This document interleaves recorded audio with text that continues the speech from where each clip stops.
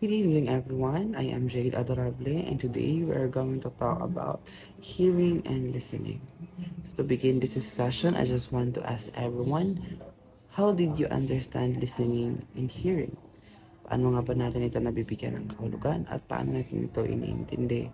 Sometimes we might be confused that hearing and listening are two similar things, but the truth is, may malaki silang pagkakaiba, and that's what we are going to talk right now. So, when we say hearing, according to the dictionary, it states that it is a process, function, or power of perceiving a sound. So, sa madaling pagkakasalita, when we say hearing, ito yung process or function natin bilang mga tao na makasagap ng mga noises from our environment. And when we say listening, it is to hear something with thoughtful attention. So, sa madaling pagkakasalita, when we say listening naman, ang mga naririnig natin sa paligid, sa ating environment ay nakakakuha ito ng ating attention at nabibigyan natin ito ng understanding.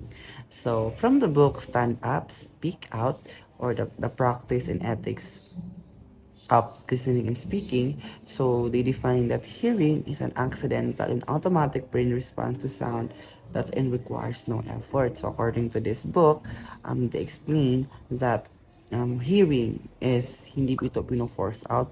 Kumbaga, isa itong natural and accidental itong nangyayari sa atin pag nakakasagap tayo ng mga noises from our environment. And when we say listening, according to them, it is a purposeful and focused to understand the meaning exposed by a speaker. So kanina, this book defines or um, uh, this book defines that hearing is an accidental thing, so hindi ito nag-requires ng effort. Pero when we say listening, ito yung mga bagay-bagay na nadidinig natin sa paligid at binibigyan natin ng utmost attention, and those things na naririnig natin, we are trying to understand it by putting effort. So, by discussing these things, I think yung mga listeners natin or yung mga students natin na nakikinig for this class discussion has an idea na kahit kaunting idea na on what are the differences between listening and reading. I mean, listening and hearing. So, here's another explanation according to Kine 1996. So, sabi dito, hearing is a reception of sound. Listening is the attachment of meaning to the sound. So, just like the other explanation kanina, so according to him, according to Klein, hearing is the reception of sound. So, when we say hearing, natatanggap lang natin ang mga environmental sounds. We took the sounds lang, pero hindi natin siya binibigyan ng efforts to understand the sound that we are catching up in our environment. Whereas listening is an attachment of the meaning to the sound. So pumapasok na dito yung tinatawag nating understanding. Hindi lang tayo nakikinig, hindi lang tayo nakaka-catch up ng sound sa ating environment, but bagkus binibigyan na natin ng understanding o meaning yung mga sounds na ating nadidinig. So continue our discussion. So listening is an integral part of communication. Thus, we need to develop a keen interest in improving our listening skills. So in communication, hindi tayo nakakapagbigay ng feedback, which is very important in communication, if we don't listen and understand the message na ating natatanggap. So thus, it is an important thing to have this listening skills in us because it is one of the important or integral part of the communication. So, as we listen, we interpret the sounds and get the important words and construct meaning. So, as we listen in listening, as what they define it, so pag tayo ay nakikinig, we are in the process also of digesting the information or the sounds na ating natatanggap, and also we are at the process of putting the understanding and meaning to that sound that we perceive. So, as we do this, we also simultaneously check the new information against our prior knowledge and experience. So a good listener shows readiness and possess an ability to manipulate the sound into words and their contextual meaning. So it is also very important as a communicator to have these good listening skills because having this, it grants us the ability to manipulate the sounds into words and contextual meaning. So, pag tayo ay good listener, so nadadigest natin ang informations, important informations, and by doing this, nagiging mas understandable tayo sa mga nakukuha nating information from our environment. But the question is, how can we or how does one listen actively? So to continue, we have this number one, being an active listener or being an active listening. In various interactions, such as face-to-face or virtual, listener shows their understanding and response to the speaker through verbal utterance like okay, uh-huh, or oh, and non-verbal gestures like nodding and presenting the emoticon button and zoom. So, ito ay nangyayari every day in our everyday life. So, sometimes, um, by nodding our heads or by saying okay, yes to the question or the information na ating nagagawa. So it clearly states that we understand the information that we get, and those nodding, those response or feedback is very important in communication because by showing those things, we shows that we are actively listening to the informations, we are actively listening to the sounds that we perceive in our environment, and by doing such response, such as saying okay and nodding our head, so it clearly states that we understand the message or the noise that we've get. So they can also make comments, ask questions, and take turns participating in a conversation. So this proves that listening is active and not a passive skill. So ayun nga, by giving feedback to information, by giving okay or nodding or any form of gestures to as a response to the noise that we get in our environment. So it clearly states that we have this active listening in us kasi nagbibigay tayo ng feedback, nagbibigay tayo ng questions, nagbibigay tayo ng reactions sa mga sounds or sa message na ating natatanggap. So it clearly states that we have an active listening skills because nakakapagbigay tayo ng feedback. And also, we have here, what is active listening? So, kanina, parang binigyan na natin ito ng parang meaning. But now, mas atin pa siyang tatalakayin. So, what is active listening nga ba? So, although the previous paragraphs has established that listening is an active skills, not all listening is the same. So, these skills may not, come naturally for many of us. You have to understand that there is a line that separates passive learning and active learning. So, ayun nga. We have this passive learning and active learning, and we have also to know, it is very also important to know the line or the borders that separates passive listening to active listening. So first, let's discuss what is passive listening. So when we say passive listening, it is a little more than hearing. It is regarded as one-way communication wherein the receiver does not respond nor give feedback to the speaker in any way. So when I think all naman or lahat naman tayo ay familiar sa one-way communication, di ba? So when we say one-way communication and also here in passive learning, there is no feedback at all. Here in passive listening, it is a one-way communication which is walang feedback from the receiver. Wala tayong matatanggap na nodding, wala tayong matatanggap na okays, wala tayong matatanggap na So it's just plain, walang feedback. So here are some of the examples. So try to imagine this. So you are imagine yourself listening to 1 hour and half lecture of your teacher via Google Meet. So this for an example. So your teacher keeps talking, and while you claim that you are listening, you didn't show any feedback in form of clicking the emoji for a response or using the chat box for question or raising your hand to answer questions. So you will not be doing else. Yet, you are also not paying attention to what's being said. So, ayun nga kanina, passive learning is one-way learning. Kasi hindi tayo nagbibigay ng feedback, and by that, you are not sure if that person are actively understand. So, let's move on to um, active listening. So when we say active listening, it includes responding and providing feedback at the right time. So it is paying attention not only to the speaker or to the message, but even to the verbal and non-verbal messages. So when we say active listening naman, it is giving feedbacks to the sounds that we perceive. So by doing this, alam natin that by doing these things, it only shows or it only translates that we understand the message, we understand the sound that we perceive.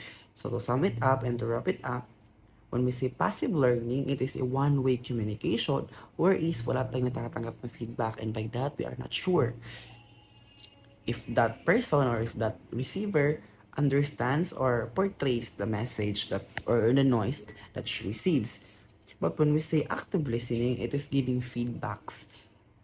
It is giving understanding to the lessons or to the sound that he receives from the environment. And by doing that thing, um, alam natin that he or she is active listening and participating and putting the attention to the sound, that to the sound, the lesson or the message that she or he are hearing. So we've done discussing na what is listening and hearing, right? And also we've differentiated already what is passive learning from active listening. And also it's important in our everyday life. And at point of this time, we're going to discuss naman the barriers in active listening. So ano nga ba ang mga pwedeng maging barriers sa atin pagdating sa active listening skills natin. So sometimes, even if there is one's attention to stay focused while listening, some may have difficulty staying attentive due to several factors like noise, attention span, receiver biases, and listening or receiver apprehension. So those are the things sometimes that distracts us even though we want to listen to a speaker. We want to listen to the information that was given to us, but those things sometimes distracts us from understanding fully the information that we get. So noise, one of this is noise. So it is most common distraction when listening. Noise does not only refer to something physical, but also psychological. So it is internal thought, psychological or basic needs, semantic noise, and other forms of noises. So one of the barriers in active listening is noise. So sometimes, set for example, we are having a virtual class, and sometimes siguro if nasa tabing kalsada yung bahay nyo and then may mga dumadaan na mga sasakyan. So sometimes, di ba maingay yun? So that's physical noise, and sometimes it can distract us from putting too much attention on the class that we're going in. But always remember that when we say noise, hindi lamang po ito physical. We have also psychological.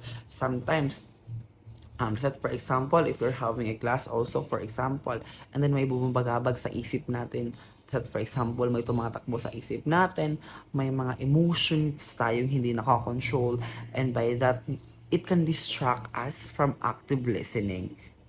And it can also hinders our understanding to the lessons na binibigay sa atin through class. So the second barriers of listening that we're going to talk about is the attention span. So when we say attention span, so as future teachers, you should know that your students can only maintain focused attention for a finite length of time. So thus, classroom lecture should be short, interesting, and engaging. So if you're a speaker or in the education form or informal, you need to apply certain strategies to prevent this interference. So one also of the barriers is what we call attention span. So sa madaling pagkakasalita, yung attention natin bilang tao ay parang by span. Hindi talaga siya yung napakahaba. So let's say for example, if you are in the seminar and then the seminar siguro or the speaker took 2 to 3 hours delivering her speech or his speech, and by that sa katagalan na ng span ng message or ng speaker, di ba nawawala yung attention natin? Kasi matagal na masyado, and sometimes during seminars, hindi pa siya interactive, hindi siya engaging, and by that, nawawala yung tinatawag nating attention. So one of the barriers of being an active listening is this what we call attention span.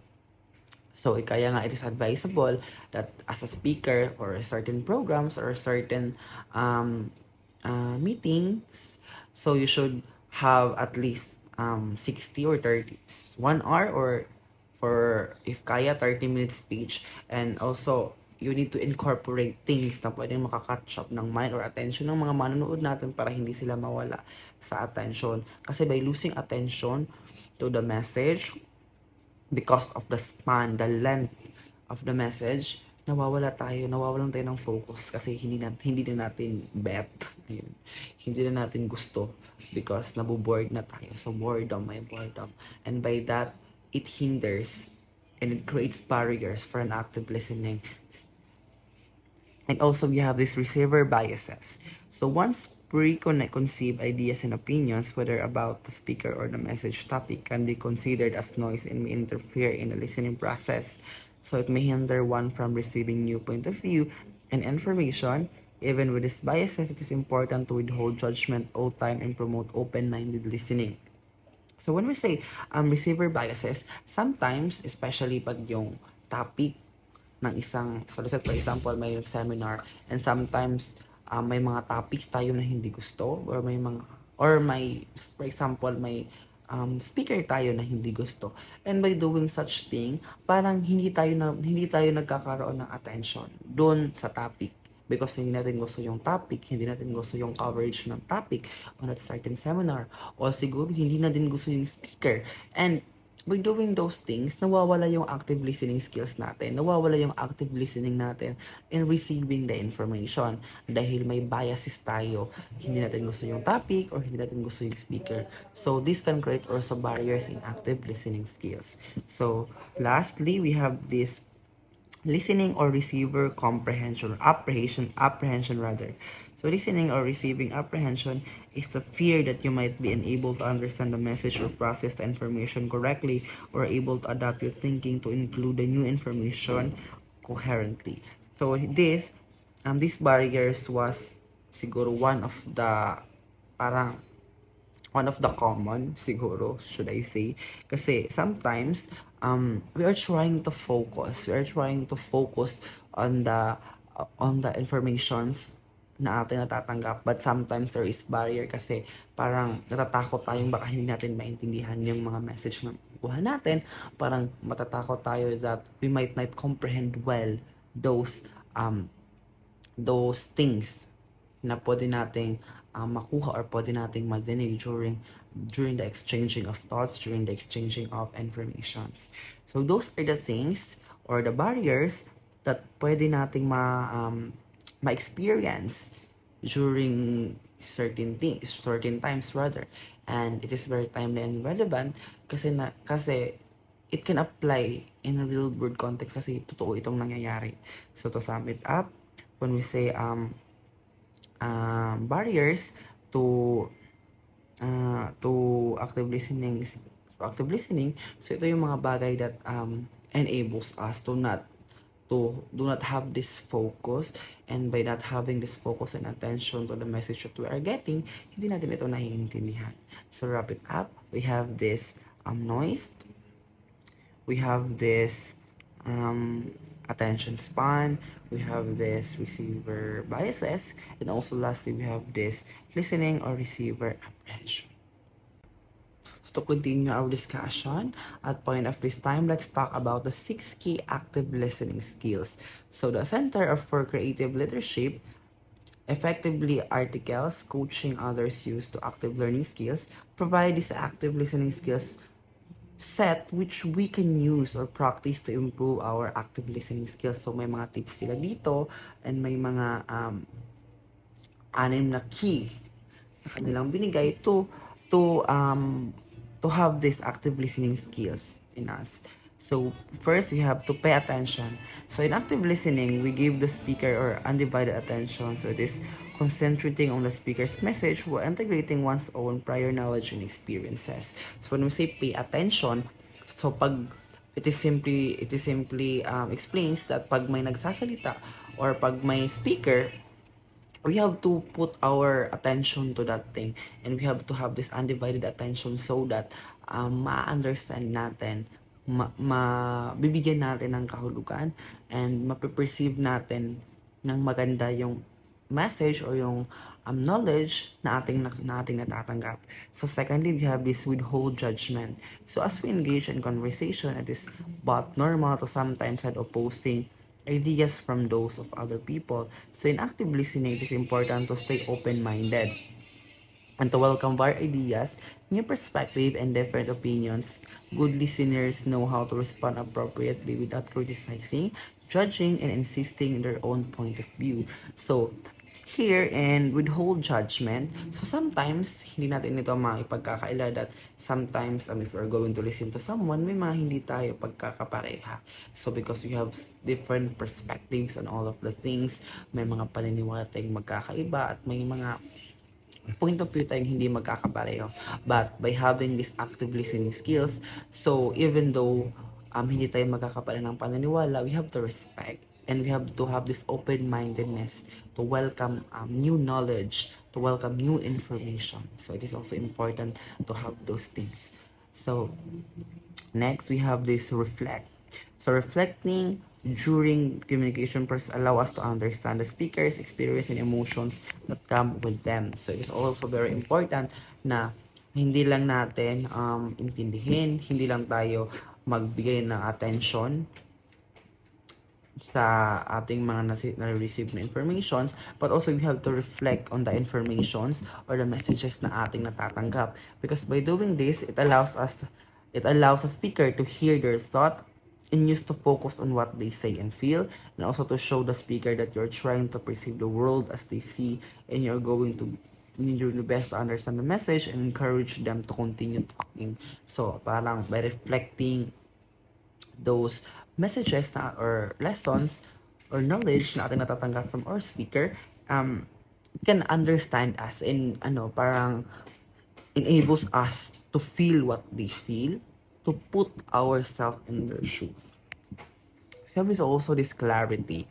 So in active listening, feedbacking is very important. So however, to be able to provide accurate and relevant feedback, the listener has to clarify information that has not been clearly understood. So yes, it's very important to have this clarity because as I've said earlier, an effective or good communication, may feedback talaga tayong natatanggap. And by having feedback, dapat clear din yung ating pagkakadeliver ng information. Clear din ating pagkakabigay ng message. So, by doing that thing, ang mabibigay na feedback sa atin is klaro, tama.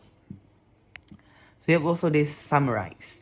So, in addition to clarifying, you can also summarize or recitate the points in the conversation to ensure that you have the same understanding of the meaning. And also, the message, and also the message of the speaker. So when you summarize, you're not stating a fact about what was said, rather than main goal is to clarify with the speakers, rather the information and feelings shared have been constantly corrected. So it is also important to have this summarization. Let's summarize all the information that we have, and also by doing the thing, we can compare if pareha ba tayo ng thought, pareha ba tayo ng pagkakaintindi sa message doon sa speaker, and this is very also important and helpful.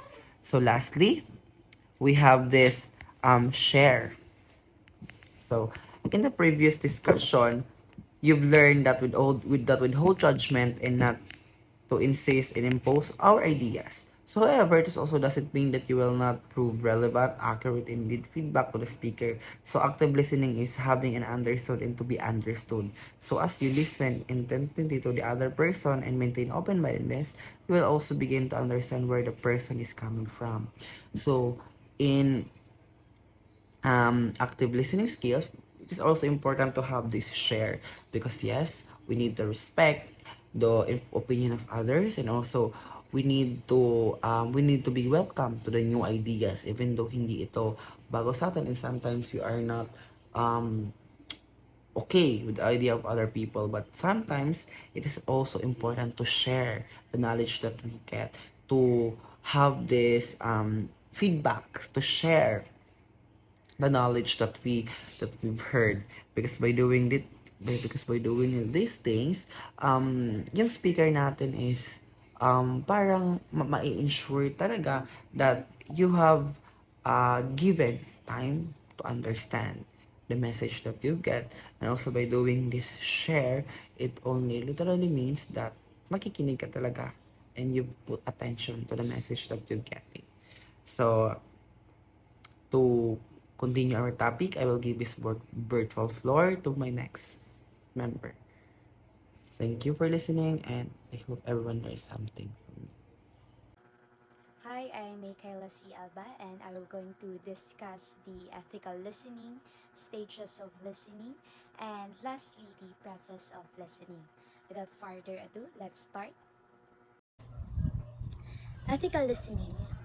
It highlights the importance of listening with honest intentions. Respect is the key. If you wanted to be heard and respected by others when it's your turn to speak, then you should extend the same degree of respect whether you agree or not. So always remember the golden rule. In everything, do to others what you would have them to do to you. Stages of listening. There are indeed several factors that interfere with listening.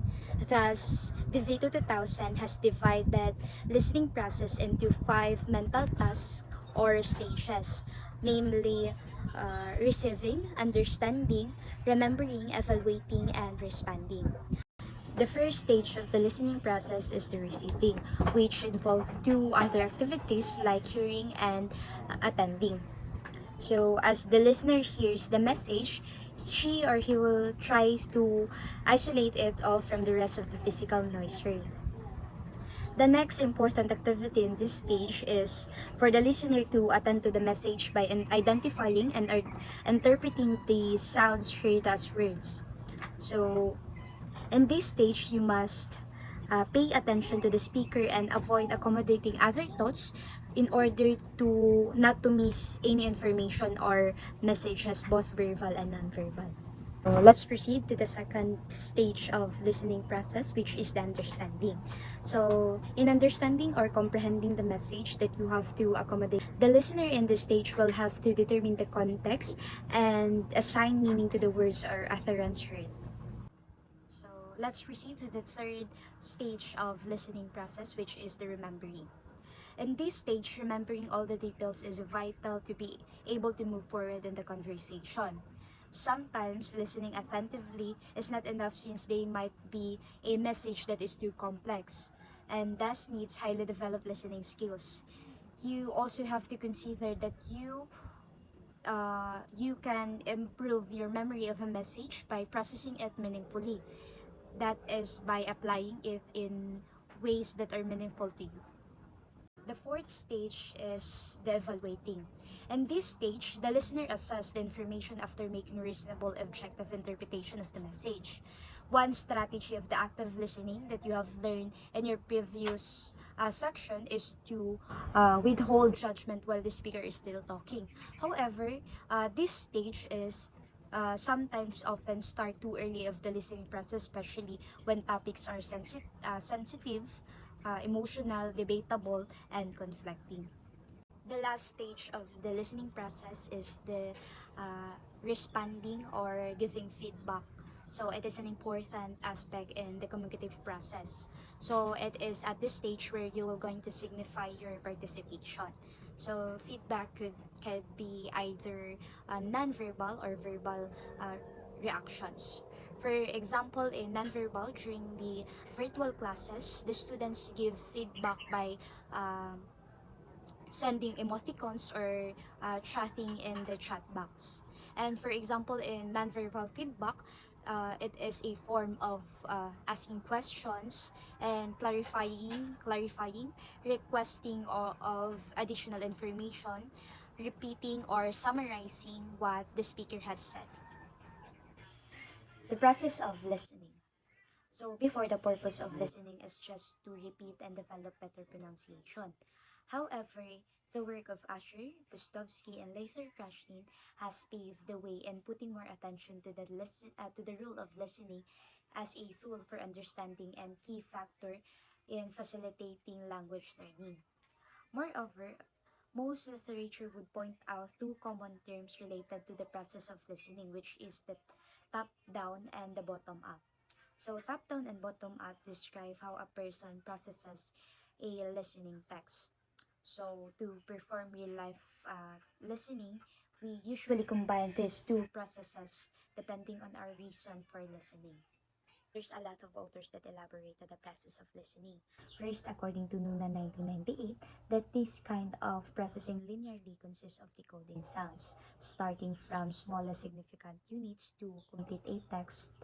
And the last step of that process is deriving meaning.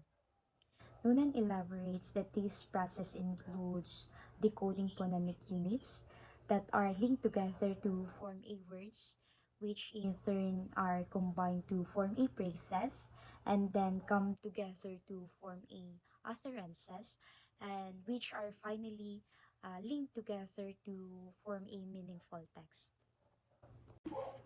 The next author is Hinkel in 2006, mentioned that bottom-up processing constitute a view of listening which is based in linguistic elements of comprehension and to develop the students' abilities in identifying formal elements such as words, sentence limits, constructions, individual sounds, and sounds combinations.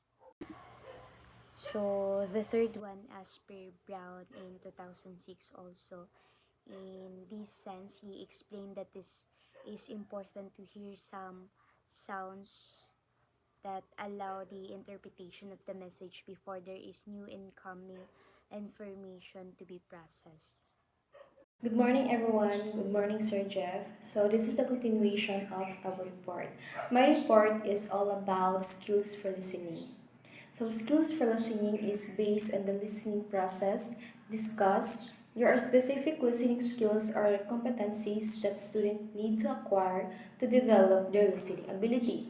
So, the statement means that there are specific skills or abilities that students need to develop in order to improve their listening ability. These skills are based on the listening process and are essential for effective listening comprehension. So, listening skills are refers to competencies that enable students to understand and make sense of spoken language. These skills include active learning or comprehension. So, active learning is being fully engaged and attentive while listening, focusing on the speakers and the message being conveyed. So, comprehension is talk about understanding the meaning of what is being said, grasping the main ideas, and identifying supporting details. So, as a future teacher, it is important to improve or to provide instruction on how my future student can acquire specific listening skills to develop their listening ability. So the following skills classification is adopted by Nihei 2002 from an article by Richard in 1987. So we have 16 skills classification from the article. So the first one is skills to recognize reduced forms of words. So this talk about being able to understand words that are shortened or changed when people speak. Like for example, don't instead of the LSR. So number two is ability to distinguish words boundaries. So let's talk about knowing where one word ends and the next one starts in a sentence. It helps in understanding the meaning of each word. LS number three is ability to detect and writing, like for example, to learn and those which identify topics and how to listen. This talk about this identify important words that show the main topics or instructions in a sentence. On these words helps us understand the LSRW method follows a step-by-step. Number four is ability to guess the meaning of words. Students start by practicing and improving their ability to understand. Meaning, figuring out what the word by emphasizing listening skills. First, students are exposed to number five is ability to recognize cohesive sentence structures of the correct language. which meaning serve as a understanding foundation word for or further language phrases that development. connect The ideas together LSRW in a method conversation. recognizes the importance This of helps in listening following the flow as a of spoken crucial information. skills in language Number learning 6 is and places. ability to It distinguish has between the major and initial minor focus constituent. of instruction. This is talk By about mastering listening identifying skills, the student main can or build a strong important parts language of a sentence foundation or for text further from the development less in important speaking, details. reading, Number and writing. 7, ability to recognize the communicative function As of observed in utterances most according to English language association classroom, the participant goals. teacher gives students a This listening is activity all and about then recognizing evaluate why how will someone they is saying understand what something was and heard. what they This aim is to according achieve to through their communication. Nemchinov's Number 8 2013. is Nemchinov's ability to 2013 reconstruct elaborated or this infer situation as as participants when teacher procedures. asks student This to talk make about protection, figuring out the discuss details the and idea people of defense involved or in stimulation. situation based on The the primary information concern provided. is how will they Number 9 understand is what ability they to hear. use real Teachers words, teach students knowledge, and strategies to experience to facilitate work out comprehension and tell purposes, them not to goals, cling to settings, every and word, procedures. So, but to try let's to talk about derive any applying meaning personal from experience what they and recognize. knowledge to This understand the approach goals, encourage settings, learning procedures to in a rely given on a context. familiar So number 10 language is and ability to provides protect little outcomes opportunity from to boost events linguistic described. development. So this talk It about equates listening anticipating with and listening safeguarding comprehension, against potential overlooking the results important or role of consequences listening based playing on the in events language described. acquisition. Number 11 So, is in ability Nemchinov's to 2013 infer links article, and connection the between author events. discussed Meaning how is teacher understanding often how different asks events are linked his student and to give connected to presentations each other. discuss the main ideas Number of the text 12 is ability to or distinguish summarize it. between The main concern literal and of these implied activities meaning. is how will This talk student about can understand recognizing what the they hear. direct meaning of words Teachers versus teach the students hidden parts strategies such to as help them that meaning. understand them Number in 13 and is encourage ability to them recognize not to focus markers too much of on coherence every and single scores word, and to detect but instead such try to relations as the understand the main idea overall supporting meaning the from idea what given they information. already know. New information, generalization, In and simpler exemplification. terms, the author saying Meaning that when is students noticing are asked patterns present and or connections discuss in a text, conversations the main concern or is whether they texts, can understand including it. main The ideas, teacher gives them supporting strategies details, to and understand transitions. the text. Number But this 14 approach is will ability to prevent process them speech from containing learning process new words and errors phrases. and corrections. It's important to recognize Understanding that listening spoken also language, plays even crucial when there are role in mistakes language or learning. change in what is being said. Learners need 15 to is take part ability in to make activities use that of requires them facial, to try out, paralinguistic, experiment and in other using class to new work out notice meaning. language, form of new language This items means to become is incorporated into the adjusting language how you listen report based on the goals or Namchinova 2013 intentions of the suggested. speakers to understand their message So better. Namchinova So number 10 is 2013 ability to protect outcomes from events suggests described. that So learners this should talk engage about in activities anticipating that and involve safeguarding experimenting against potential with results using or newly noticed consequences language based by on the actively events described. participating in Number tasks what 11 require them to is apply ability and to practice the infer language links they and have connection recently between learned. events. So learners Meaning can is understanding effectively how different incorporate events the are new linked learning items and into connected to each other. their linguistic Number 12 is repertoire. ability to distinguish This between hands-on approach to literal language and learning implied meaning. enables learners Let's talk to about internalize recognizing and integrate the direct new meaning of language words forms, versus the hidden enhancing parts their such as overall language that skills meaning. and proficiency. Number 13 is Through ability to practical recognize application and markers experimentation, of coherence learners and and scores and to solidify detect their such understanding relations of the as language the and main idea successfully supporting the incorporate idea new given linguistic information. elements New in their information, communication. generalization, and exemplification.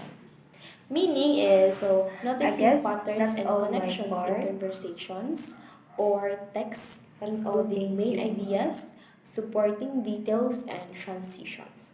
Number 14 is ability to process speech containing 14 is ability to process speech containing process errors and corrections. Understanding spoken language even when there are mistakes or change in what is being said. Number 15 is ability to make use of facial, paralinguistic, and other class to work out meaning. This means is adjusting how you listen based on the goals or intentions of the speakers to understand their message better. Okay, so next is listening to comprehend and listening to acquire the target language. So the LSRW is listening, speaking, reading, writing. Methods suggest that student learning a new language will first be taught how to listen. This LSRW, listening, speaking, reading, and writing method, to learn a new language, students are initially taught how to listen. This means that their first focus of language instruction is on developing listening skills.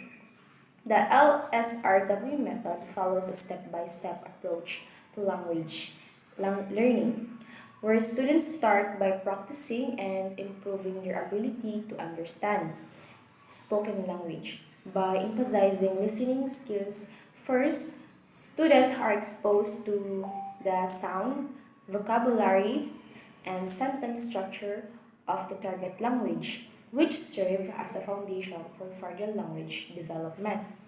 The LSRW method recognizes the importance of listening as a crucial skills in language learning and places it has the initial focus of instruction. By mastering listening skills, students can build a strong language foundation for further development in speaking, reading, and writing. As observed in most English language classroom, the teacher gives students a listening activity and then evaluate how well they understand what was heard. This is according to Nemchinov's 2013. Nemchinov's 2013 elaborate this as when teacher asks student to make protection, discuss the main idea of the text or summarize it. The primary concern is how well they understand what they hear. Teachers teach students strategies to facilitate comprehension and tell them not to cling to every word, but to try to derive a meaning from what they recognize. This approach encourages learning to rely on a familiar language and provides little opportunity to boost linguistic development. It equates listening with listening comprehension, overlooking the important role of listening playing in language acquisition.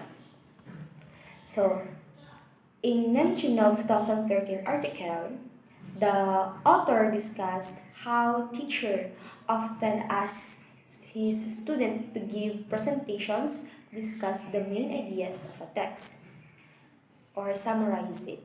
The main concern of these activities is how a student can understand what they hear. Teachers teach students strategies to help them understand them information and encourage them not to focus too much on every single word, but instead try to understand the overall meaning from what they already know. In simpler terms, the author is saying that when students are asked to present or discuss a text, the main concern is whether they can understand it. The teacher gives them strategies to understand the text, but this approach may prevent them from learning new words and phrases. It's important to recognize that listening also plays a crucial role in language learning. Learners need to take part in activities that requires them to try out, experiment in using new noticed language, form of new language items to become incorporated into their language report as Namchinova 2013 suggested.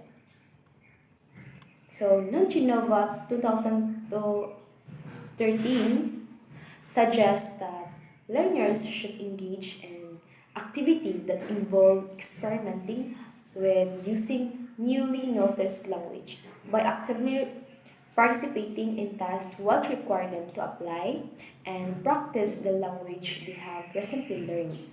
So learners can effectively incorporate the new learning items into their linguistic repertoire.